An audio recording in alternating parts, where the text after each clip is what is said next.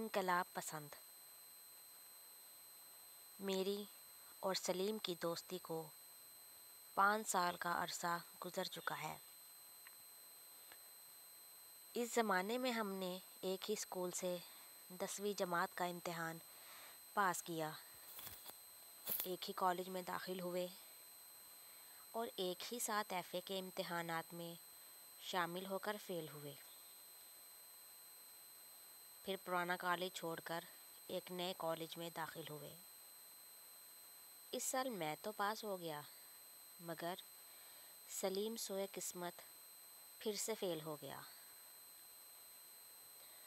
سلیم کی دوبارہ ناکامیابی سے لوگ یہ نتیجہ اخذ کرتے ہیں کہ وہ آوارہ مزاج اور نالائق ہے۔ یہ بالکل افطرا ہے۔ سلیم کا بغلی دوست ہونے کی حیثیت سے میں یہ وثوق سے کہہ سکتا ہوں کہ سلیم کا دماغ بہت روشن ہے۔ اگر وہ پڑھائی کی طرف ذرا بھی توجہ دیتا تو کوئی وجہ نہ تھی کہ وہ صوبہ بھر میں اول نہ رہتا۔ اب یہاں یہ سوال پیدا ہوتا ہے کہ اس نے پڑھائی کی طرف کیوں توجہ نہ دی؟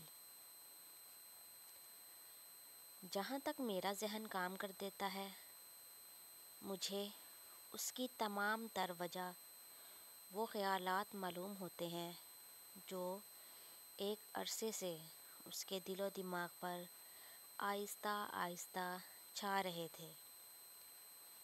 10ویں جماعت اور کالج میں داخل ہوتے وقت سلیم کا دماغ ان تمام الجھنوں سے آزاد تھا جس نے اسے ان دنوں پاگل خانے کی چار دیواری میں مقید کر رکھا ہے۔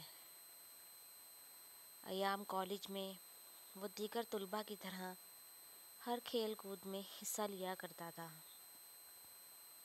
سب لڑکوں میں ہر دل عزیز تھا، مگر یکایک اس کے والد کی ناگہانی موت نے اس کے متبسم چہرے پر غم کی نقاب اڑا دی۔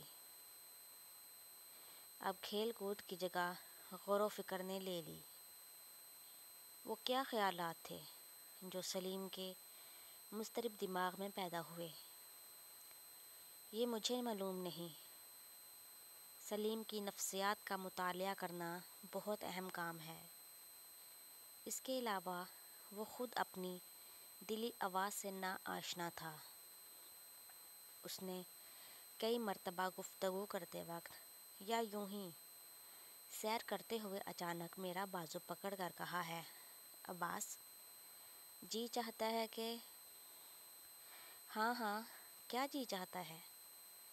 میں نے اس کی طرف تمام توجہ مبذول کر کے پوچھا، مگر میرے استفسار پر اس کے چہرے کی غیر معمولی تبدیلی اور گلے میں سانس کے تصادم نے صاف طور پر ظاہر کیا ہے کہ وہ اپنے دلی مدعا کو خود نہ پہچانتے ہوئے الفاظ میں ظاہر نہیں کر سکتا۔